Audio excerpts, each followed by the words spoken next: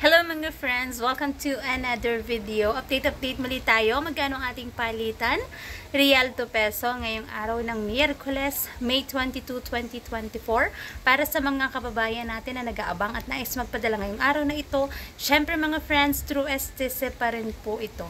Magkakaiba po ang palitan ng bawat bangko, pero konti lang naman ang difference noon. At least magkakaroon kayo ng idea kung magkano ang ating update exchange rate ngayong araw ng Miyerkules, May 22, 2024. And tiyak na matutuwa ang ating mga kababayan kasi mataas pa rin naman mga friends ang ating exchange rate. Pero syempre batid naman natin mga friends pagtaas ang exchange rate, pagbagsak ng peso.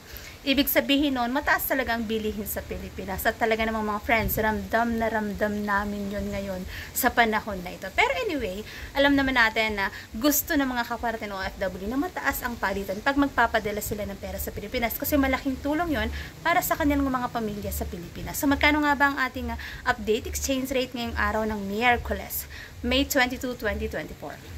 Update natin, 1 real equivalent ng 15.26 pesos. Mataas pa rin mga friends ang ating exchange rate para sa mga kababayan natin na nais magpadala ngayong araw na ito.